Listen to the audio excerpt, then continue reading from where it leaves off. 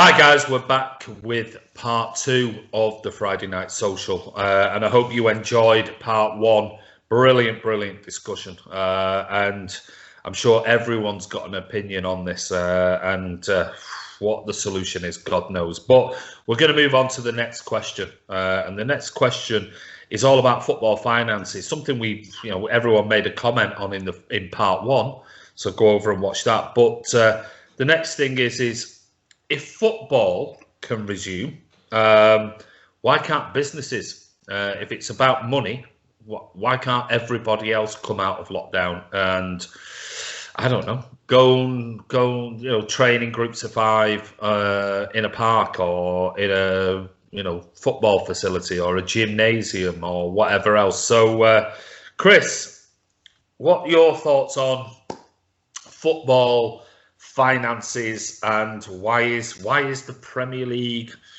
suddenly different to every other business in the UK? Well, it seems to be spun as a morale booster, isn't it? That's the this is why we're going to put it back on. It'll lift everyone's morale. When I think we said on the social before that there are much more important things for all of us to lift our morale before watching football again. I'm lucky, like Martin, really, that we're going to have a job at the end of all this. We're going to get paid going through this. Yeah.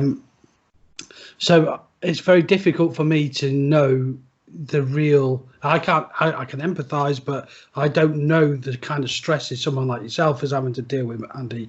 And I don't understand how football can be seen as anything different to any other business. And as you've pointed out on many occasions, when it's safe for football to come back, it's safe for business to open. But I think we all know that if football does return in June, that probably most businesses will have to still be shut, and places like bars and restaurants, who they live sort of hand to mouth. Those sort of businesses, of course they do. They need regular customers, and some of those places might not open up for the rest of this year. How many businesses are we going to like that? Are we going to see going out of businesses? It is really scary. And when we come out of this, whether we got a vaccine or whatever, or we just decide, there's no way we can stop it, we're just going to have to live with it.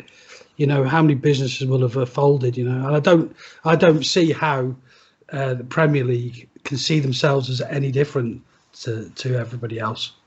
Well, I mean, if you're a business owner, working capital is everything. You need capital to survive, and I'm actually one of those that are quite grateful that our government have actually done what they've done, and put people on furlough and backed up 80%. Even maybe it's not suitable for my business and for me personally, but I'm grateful for it because it's something. They didn't need to. They could have ended up with mass employment in 12 months' time and things like that. But it was interesting, and we've talked about money and finances and things like that. And like you said, pubs, clubs, bars, restaurants, and let's face it, they are the fulcrum of society, aren't they? Certainly in the UK in particular. And not making any money at all, and a significant number of those are going to go bust.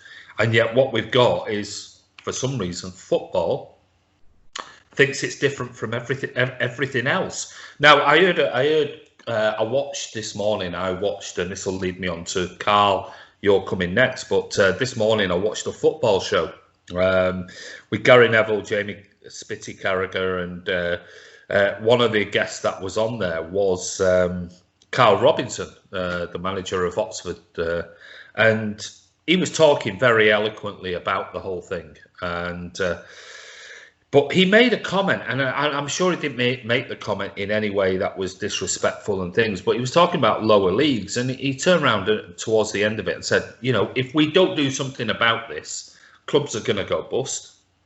And the problem we have at the moment is we are going to see over 700 footballers in the lower leagues not have a job next year. And my first initial reaction to that was, after reading everything this week and last week and the weeks before that, was 700. Well, the government are already saying potentially next year we could have 2 million unemployed because of, we've seen British Airways saying up to 12,000 people might be made redundant. We've seen Ryanair today saying 3,000 or 4,000 staff are going to be made redundant, etc., etc. 700 is insignificant in the bigger scheme of things when you look at how many people out there are living. And it just seems that football, we know, lives in a bubble, but no more so than now. And it seems like, why are they exempt from everything like any other business? I cannot still. And I have asked this question, I've said it on the Friday Night Social so many times. I've asked this question of everybody, from Gary Neville to the Premier League, to the FA, to Piers Morgan, to anybody. And maybe it's me. Maybe they don't want to reply back to me because I'm insignificant. But nobody has yet come up with anything that tells me that football is any different to any other business. And I know they generate a lot of revenue through taxation because of high salaries and things. I understand that. I understand it, but I just don't get it. I don't understand it. Karl? Well, Andy, thanks for pivoting to me. So let me give you some context. So in the U.S., as of yesterday, the unemployment numbers in terms of people who are filing for unemployment claims, guess how many people? I would say anywhere between 1 and 10 million. I don't know. 30 million. 30 million. 30 million. Claiming for unemployment. 30 million. So I mentioned earlier on, American Airlines last quarter lost 2.2 billion. They're losing $70 million a day. Yeah. One day. So why is the Premier League so special that we have to somehow preserve and keep it going when everybody else is suffering? It's to me just illogical. All right, everybody's suffering. I mean, I run a small business. I know what I have to go through every single day with working capital, right? Is the lifeblood of every company, right? Paying people on time, getting contracts, paying bills. It's a lifeblood. Fortunately, the government here hasn't been able to provide a loan, or they want to provide a loan to us to use until this is over. So that's some help. But we're still going to have to, probably lay some people off at some point. Yeah. Why is my business and your business any different from the Premier League? I mean, I'm in the same position with you. I mean, I'm waiting for the 4th of May with this, business loan thing that they've come up with now, and they're saying that we can apply to the banks and get this loan. I mean, it's like, well, that's great, but I mean, in my business, I'm in a position whereby I don't really want another loan because it adds debt to the company and things like that. Everyone else is getting grants and things like that, but in my position, I can't get a grant per se. I can only get a loan, and working capital is massive for a business. Otherwise, you go under. Well, here's another example. Take Wimbledon, right? So I recently learned Wimbledon had been paying insurance for disaster or pandemic insurance, right? Yeah. How come they were smart enough to get that and get bailed out? And the Premier League, the mighty Premier League, doesn't have that in place. Yeah. Are incompetence? Is it greed? Or are they being sinister? I think your first one, are they incompetent? Because you'd have to think these big people, these people in the big jobs that run these organisations speak to each other at conferences or business seminars and things. They must interact and talk about, the people might not be the forefront of the, Masters or whatever he's called, who's now running the Premier League. And but surely they're people in the background, the accountants and the head of financial directors of these companies talk to each other. And if Wimbledon have got insurance for a force majeure type of scenario, why have the Premier League not got that? Right. It's bizarre. It's absolutely. It's bizarre. So it's either incompetence or it's just negligence. I mean, it boggles my mind that we can be at this stage with a profile of the Premier League, and they're still debating, with games carrying on when we know clearly at some point this is not going to happen. What happens then? What happens if there's another spike and we have to stay indoors for the next 4 months? What happens?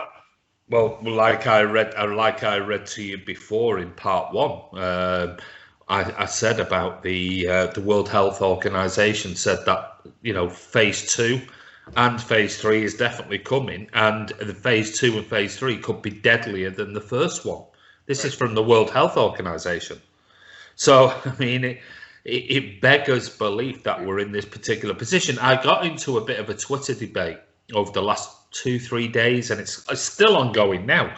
And lots of people have been involved in it. And one was a Liverpool fan. Now, he seemed quite sensible, but he was arguing back about why it should be finished. And one of his points was, yeah, but I mean, let's face it, the Premier League could lose £1 billion. And I said, the government are losing and paying £2 billion per day to keep everything on track with furloughing and business loans and grants and securing this, that, and the other. So if this is a Premier League that allegedly, and I don't know if this is true, I've got 1.5 billion pounds in the bank. And Gary Neville made a really good point earlier on in the week, saying, listen, why don't the Premier League just be a signature or a guarantor for a £5 billion loan, if that was what it costs? And then that money is fed, or £1 billion loan that is fed through the whole of the Premier League, the EFL, the National League, and saying, if you need it, you will pay this back over 5 years, and the Premier League will be a guarantor for that, etc., etc. It's a simple business solution. I'll tell you why they won't, because they have a short-term vision of making profit right away. It's a short-term vision of making profit. If you have a viable product that's going to last 10, 15, 20 years, you can think long range. You can plan long range. You can look at TV rights coming up with Amazon or Facebook or whatever it is. There's revenue, there's cash flow that's going to come forward. When your vision is a short-term, 6-month to 12-month fit focus, you're not going to think in that manner. Your job is to think right now for the money they're going to lose and try to recoup that as much as possible. That's what's going on. You don't have long-term vision leaders in the Premier League at this point in time. So if my point is with this also is the fact of if the Premier League are concerned about finances, they're concerned about money, okay? Let's imagine that figure that somebody on Twitter said, this Bo guy, Liverpool fan, he said £1 billion. Let's imagine that. Well, a lot of that will come from what allegedly is lost revenue from TV companies. I think it's 370 odd million pounds from Sky, 320 million pounds from BT or something like that. Are you honestly telling me that the likes of BT and Sky are going to suddenly go, that's it, we want that money back, that is it, blah, blah, blah? Do you think the Premier League will ever work with Sky and BT again or whatever? Or are Sky and BT the ones that are driving and forcing pressure on the Premier League going, oh, we want our money back, and next time we won't pay you 5.4 billion, we'll pay you 1 billion, and that's it. Then here's what if I'm the Premier, here's what, stop it then, Sky and BT. Here's what I'm going to do. I'm going to create my own subscription service, right? $5 per subscription. Put it global. I can make 30, 20, 50 billion from that. Why are they thinking that way?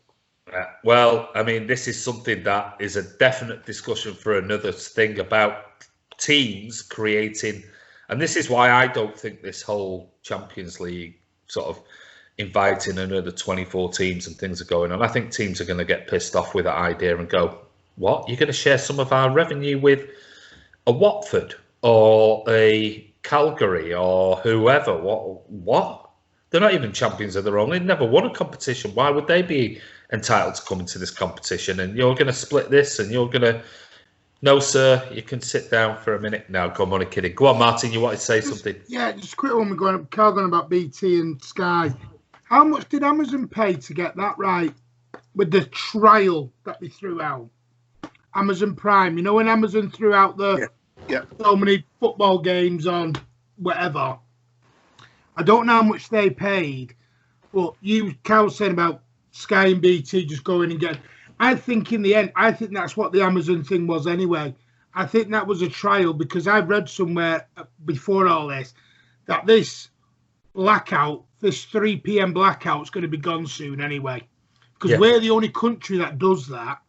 Every other country abroad, Karl now is in America, they can watch 3 p.m. games and they have a choice of about every single one of them. We're the only country who blocks our own games out because they want people to have Sky, have BT, and people used to think it was to go to the games. They couldn't give a monkeys, because let's be honest, it's peanuts what fans' revenue brings in now. That's peanuts. Apparently, they're spending 90 million, Martin. Pardon? Apparently, they're spending around 90 million. Is that Amazon? Yeah. For 3 years. I think that's where that will go for the 3-year deal. Football will go. But it's just sickening. I mean, I'm like Chris. I'm very fortunate right now. I'll be honest with you. Just while you're talking that, Statman Ryan.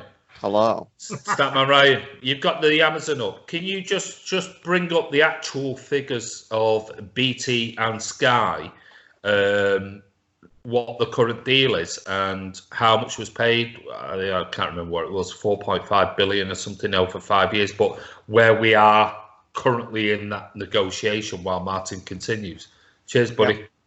Yeah, all I'm saying is, and like I said, I feel a little bit guilty. I'm like Chris. I'm sat here getting a full wage. I don't have to worry about my house, my business, my nothing. I'm sat here very fortunate.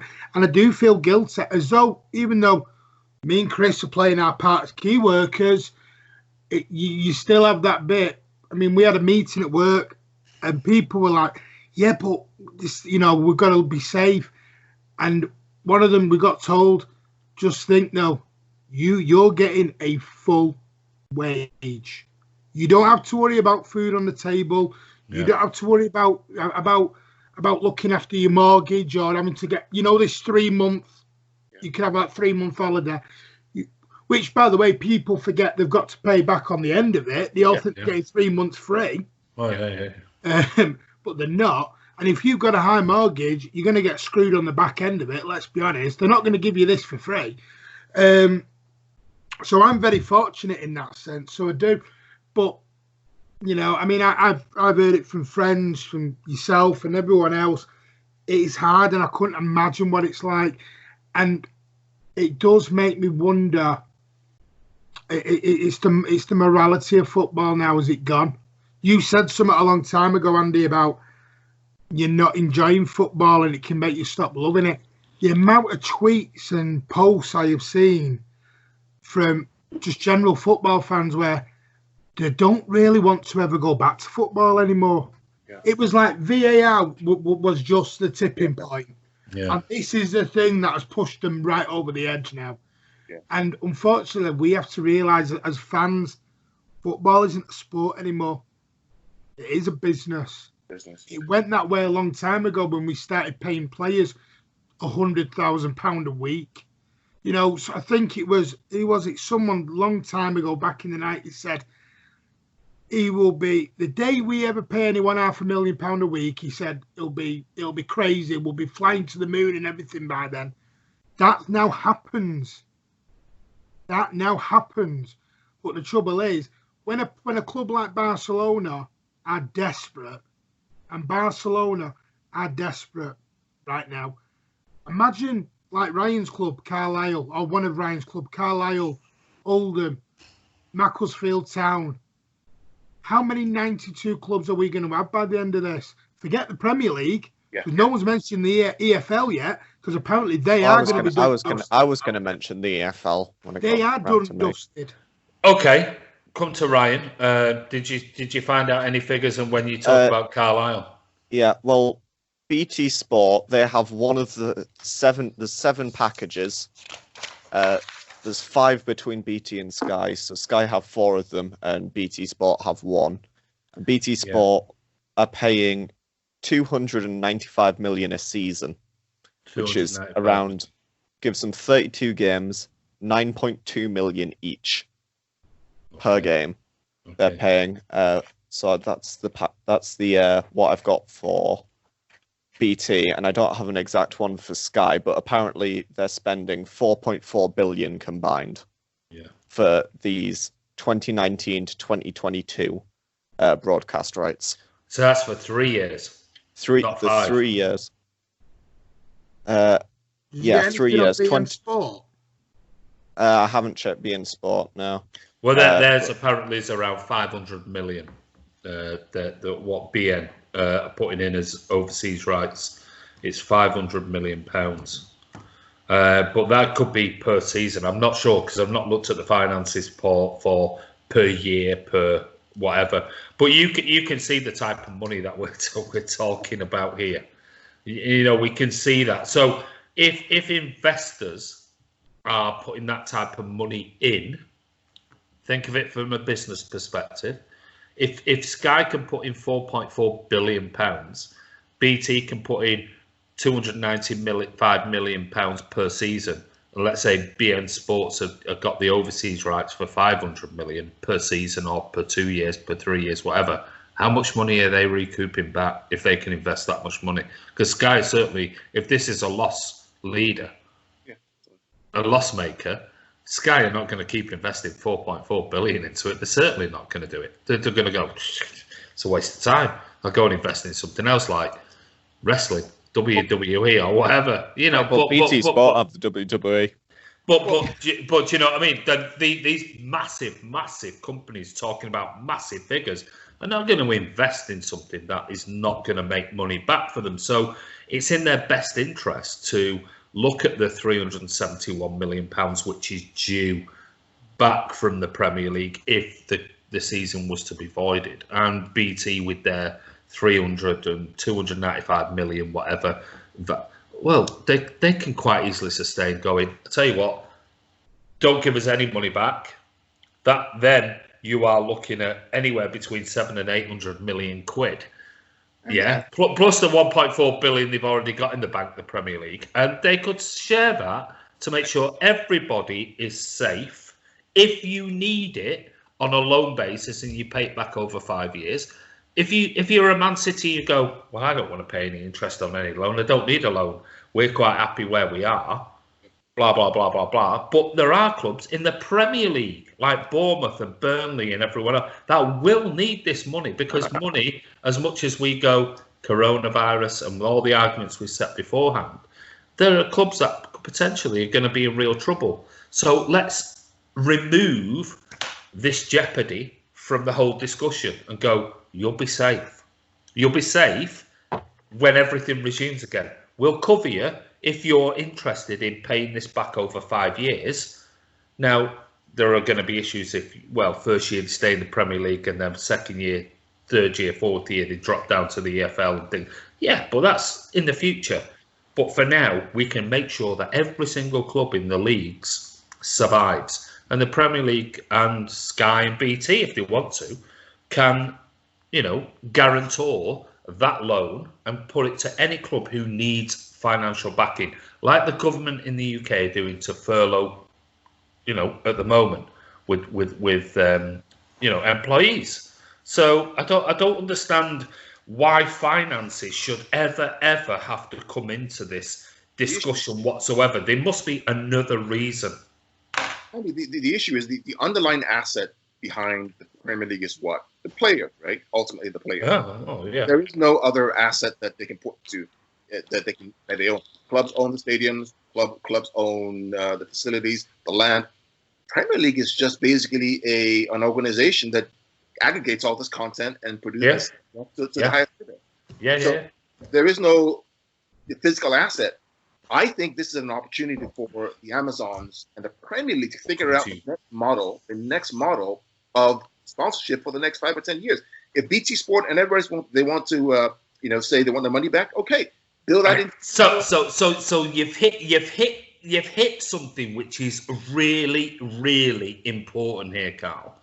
Do you think the likes of BT and Sky and everybody else, and let's face it, Sky own a lot of the media companies, do you think they're forcing and putting pressure on the Premier League to make sure this is done? Because, as you said, and Ryan came up with the whole facts and figures on Amazon, are they that concerned that the likes of Amazon and other operators like Facebook or somebody else can come in and go, what? They give you how much?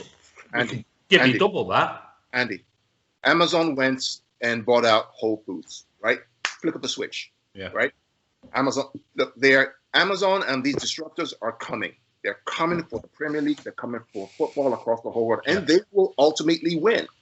Yeah. right? These terrestrial networks and Sky and BT, either they innovate, or frankly they just whittle down. It's happening. Yeah. It's going to happen, and this is for me the last stick in the sand to try to block that from happening. So that is my ultimate point with that is it, do you really think this? I'm gonna come to Chris. Chris was coming first.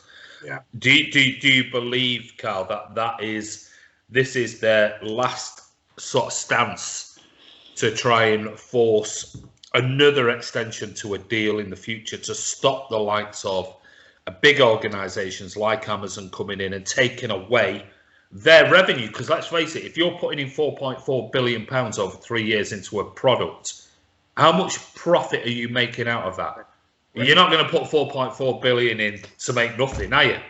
You're just not. I think it's leverage, and then that's what I would do if I were them. It's leverage. Leverage is a brilliant word too, and this might be all conspiracy theories and things like that, but we're starting to get to the bottom of this whole thing. What is really driving this? Because as we've established from part one, it doesn't make sense. It makes no sense whatsoever. So what is driving this? Chris, you were trying to come in. Yeah, well, just as you were talking there, and Ryan gave me those numbers. So there's a report here from USA Today from May last year to say that £9.2 billion for the next 3 seasons. That's altogether. What was that for? What was that for? For all the TV deals. That's 9.2 billion for 3 seasons. Or 3. Yeah. So Masters says overseas companies who can show all 380 games live each season are paying 4.2 billion from 2019. So you can up from 3.1 billion. So it doesn't matter whether it's Sky or BT, who I don't think are the problems. You know, half of that money's coming from overseas. You know. Of course. You know, yeah, absolutely. And this is the thing: is there are so many driving factors into this that everyone wants a piece of this Premier League pie. And are we now getting to the bottom of the fact of what is driving this?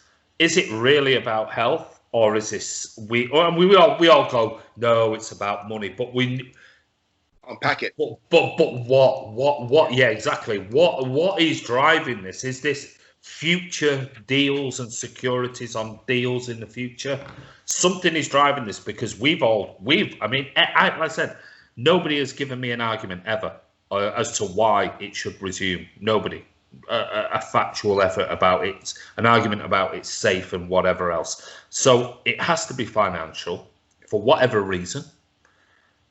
But why is it financial, and what is it? I mean, I don't understand it whatsoever. Because if the British government can pay £2 billion a day to keep everybody in furlough and, you know, universal credit and whatever else, and businesses and things like that, and yet they still won't allow people out of lockdown, because they could, let's face it, the government could quite easily have 2 weeks, 3 weeks ago and gone, whew, well, that's another 42 billion we saved. Let's get them out of lockdown now.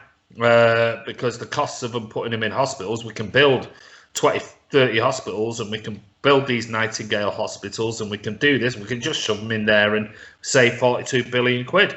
They're not. They're keeping them in isolation for a reason. So what is it? What is it that's driving this whole thing? I am so confused with it, because you guys are coming up with all the interesting ideas, because I am just clueless. Ryan, you were. I'm lost. No, I'm lost at this point. No, you're the facts. You're the facts and the stat. You're the stats. Well, I like my football stats. I'm not big into the money aspect of it. I do kind of like look at like bits and pieces of like the financial structures of like clubs. Yeah. Obviously, like Leeds, for example. Yeah. Leeds have spent the last couple of years, kind of like Villa did before they went up last year, and they have gone balls to the wall to get promoted. And I think their owner came out, I'm not sure when it was, I think it was around last year, and said that he can probably afford to keep up this push for the Premier League for this season. and then if they didn't go up this season, he would probably have to sell on, and a new owner would have to come in to try and fund them coming up.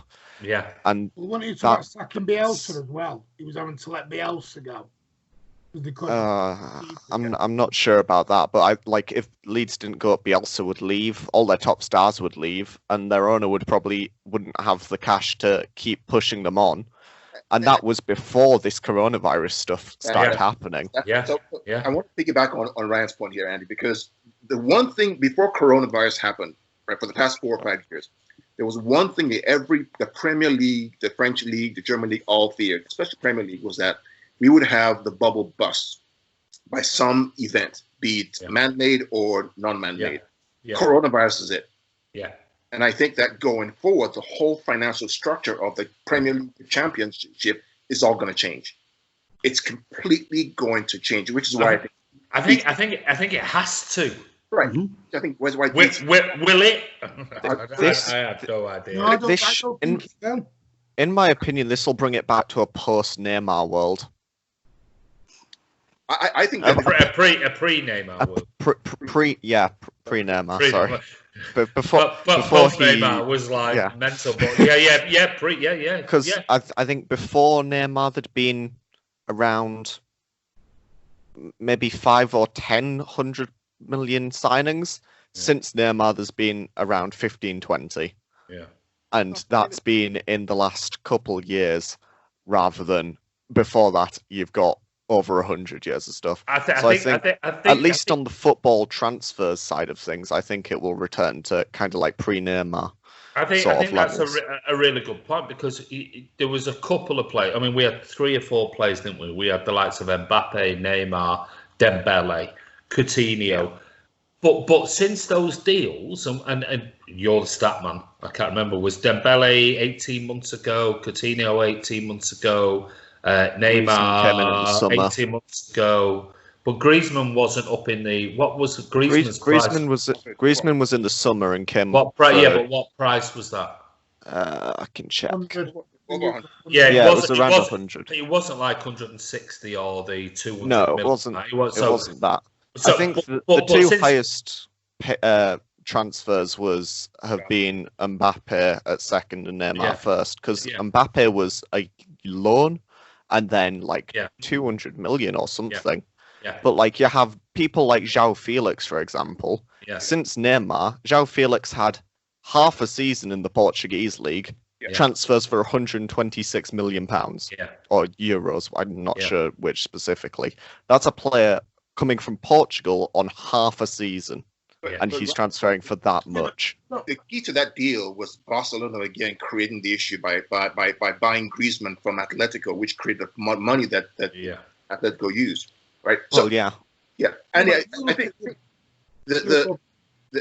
so the reason why BT Sport and Sky are so determined to make sure the season finishes, because if they don't finish the season, and the Premier League has to pay back that money, it changes the next season, the money for next season and the season after. Because how do you begin to balance that out over the next 2 seasons? They're going to have to renegotiate that contract. Yeah. Because they're going to lose money this year, significant money this year. How are they going to balance it for next season? So we're not just talking about here, which is the Premier League. I mean, I'm only taking this was I guess it's around that figure. Somebody on Twitter, the argument I said earlier was, somebody said to me, well, Premier League could lose £1 billion. Well, if the Premier League are losing £1 billion, how much are Sky, BT, and BN Sports and everybody else losing? If you think about those figures that they put into football, I mean, £1 billion loss for the Premier League seems like peanuts to what they could potentially lose if football doesn't resume. And Andy, on the flip side, how much money is Amazon making right now and Facebook making right now? Huge. I mean, absolute phenomenal amount of money. I mean, what they've made over this current period of coronavirus, I'm sure would probably blow out Sky and BT with just the profit that they've made from the last 6 weeks to 2 months, 3 months, maybe. Or, I mean, they could easily invest a third of what the whole thing is just from profits of the whole time that we've been in lockdown. So, Martin, did you want to say anything there? Because you, unless you're looking at your wife there, that you look very longingly in the distance. Was she there for you?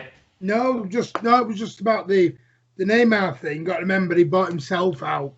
Wasn't a straight PSG paid the money. He bought himself out, and that was a set buyout. So that the Neymar one's really difficult to gauge, really. And when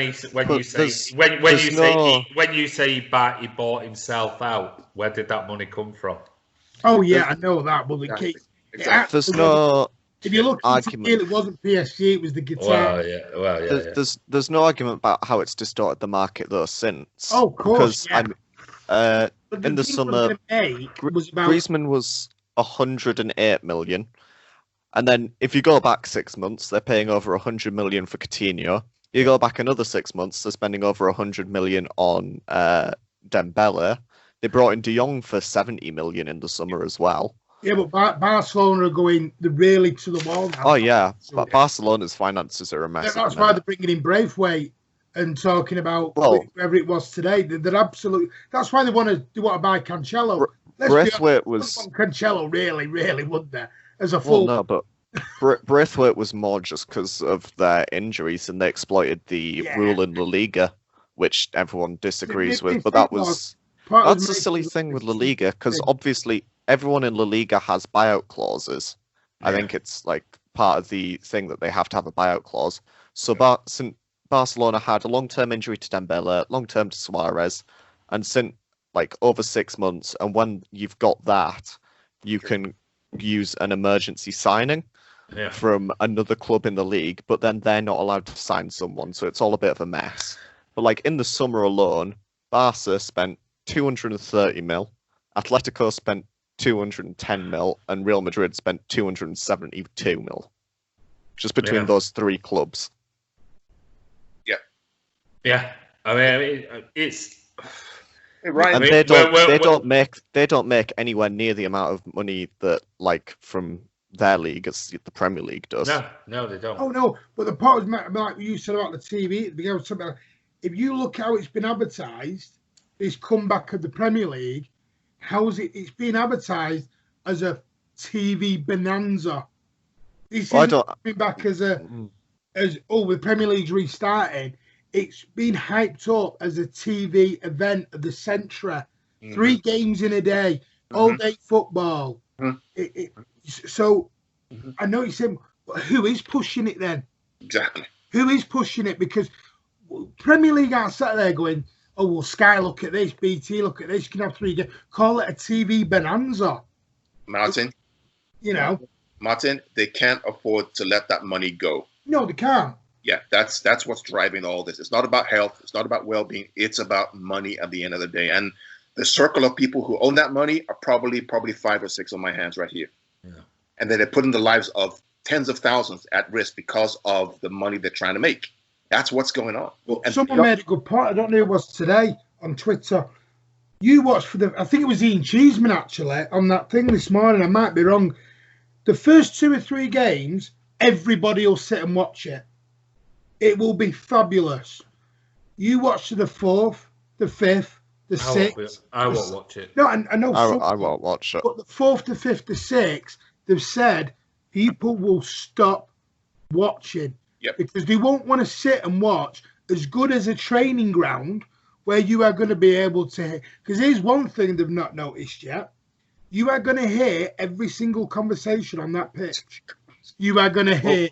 And if you're telling me all these players will not swear once, you imagine all the bleeping they'll have to do. You effing well stuck that up there. Did we actually have games behind closed doors in England before it stopped? We didn't have games behind closed doors, did we, in England?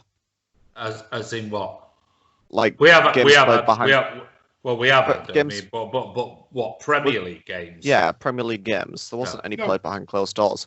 I think the last game I watched before the football got cancelled was FC Köln versus Mönchengladbach, which is derby over in Germany, and like I think it was a entertaining game to watch, but watching it in the empty stadium, what's meant to be a derby, it's just I mean, no Because- disrespect. No disrespect. We've all. I'm sure all of us have tried to log on to the City TV Plus thing, the Apple app, blah blah blah, to watch the academy games. Yeah, And as much as we all love our academy team and everything else, the spectacle is pretty fucking dire. I mean, it's like, yeah. you like that, aren't you? I'll be honest. I went to the academy to watch Chelsea against City in the Youth Cup a few years back, and I tell you what, it was. Oh, look at this! It's going to be great, and it was for about 20 minutes, and then I'm sat there going, yeah, I don't really know who he is, and I don't really and then I don't hear from him again. And here's a point they said: this spitting, which I totally agree with. No spitting. You watch. How long is that going to be before one player instinctively turns around? Yeah, well, it took. well, hold on a second. You don't need to spit. You only need to cough or sneeze. Well, exactly. But what I'm saying, one player will do it instinctively. They will. Of course they will. It only took live one game TV before for someone did everyone. a handshake. Yeah, of course it was. Yeah, exactly, Ryan. Yeah. Let's ban the handshake, but I can grab hold of you at a corner. Eh? What? Yeah, but they were shaking hands at full time as well. Yeah, but hold on a minute. We already know that the coronavirus lasts on plastic and metals for 72 hours.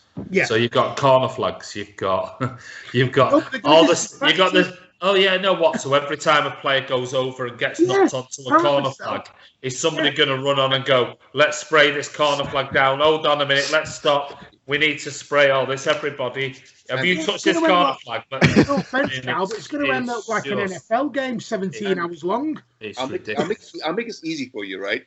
Think about the ball. So throw-ins. Are we going to have kick-ins instead of throw-ins? Well, yeah, I know. I mean, people will say, hold on a minute, but they've all been tested. They've all been, so it's safe. It's safe for everybody because everyone's been tested. I mean, I don't know. We were trying to sort of get to the bottom of finances in part 2 there. This is going to be a part 3 one. We thought it might go into part 2, but it's just 2 parts, but it's going to be part 3.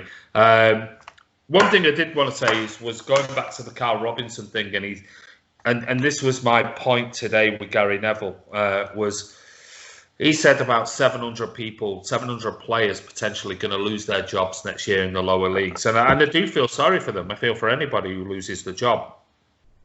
I then started looking at things like, well, hold on a minute. We've got the Premier League at the moment saying, well, everyone can train on their own pitch. Then they're saying, well, we'll have groups of 5. 5 will all be together with the coaching staff. So if one person contracts it, all of that 5 will be. So just a group will be isolated and things like that. So my point was hold on a minute. Again, going back to the whole business concept, and we're talking about finances and everything else. Why is this? Why has the Premier League got an exemption for this? When I took one example, and that was, if you look at the UK government website, it clearly has shut down any gyms. So gyms like the David Lloyd Centre, okay? The David Lloyd Centre has over 150 different centres in the UK where people can go and play tennis, indoors, outdoors, you can play whatever, gymnasiums, whatever. So you could quite easily do that. They have over 6,000 staff in the UK. They are currently under lockdown. How many of those sports centres are going to survive in the next 12 months or the next 6 months, the next 3 months, or next month when it comes out? How many of them will be shut down? And how many of those 6,000 staff will be unemployed because David Lloyd or the group that owns David Lloyd will sell off all those buildings because nobody can go to a gym anymore? Yet football can put 5 people together. Why can't David Lloyd, for example, open his leisure centres and say, well, we'll put in restrictions and say, well, as long as 5 of you work together over there, you're all right. And if 5 of you work outside on the tennis court there, you're fine. It's only the same as what the Premier League are doing. And I tell you what, we'll buy some testing kits and we'll take another 20,000 testing kits away from the NHS and we'll have them. And so that we can, our corporate members can all be tested and they can all go back to playing tennis and go to the gym and do this and do. What is so different? Because the government won't allow David Lloyd to open his business. What is so different about the Premier League compared to something like David Lloyd Leisure Centre? I don't get it. I just do not get it. And I don't buy the taxation thing. Players bring in loads of tax and pay loads of tax. Bollocks, absolute bollocks, because there are tens of thousands of businesses that pay more tax than footballers do out of 92 league teams in the UK. And you were speaking about the spike, right? So this is just breaking news out of the US now. So you know the state of Georgia, down south? Yeah. Right. So here, Georgia reported 1,000 new cases on the same day the governor lifted the stay-at-home order. There you go. Yeah. And how many will they the next day after that and the next day after that? I mean, because that's like the first part, isn't it? It's going back to the R0 thing. You know, if you get one case there, might be 1,000 one day, next day might be 2,000, the next day might be 4,000. So anyway, what time is it and what date is it? 2nd of May, technically now, isn't it? Just after. Yeah, we're just after midnight, 10 past midnight. Right. Karl has just said that. You said that about Germany.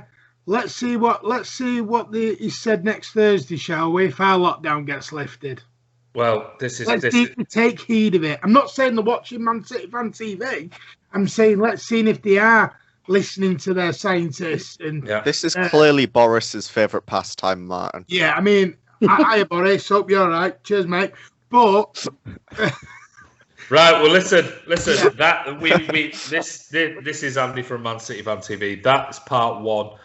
We've already put out. This is part 2.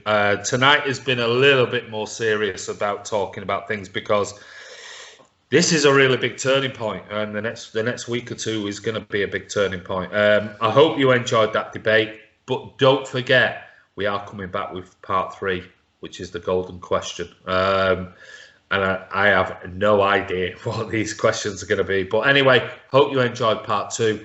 We'll be back. Don't forget, check us out, subscribe, hit that bell icon, and check out the next episode, which is part 3 and all about the golden question. And we'll see you soon.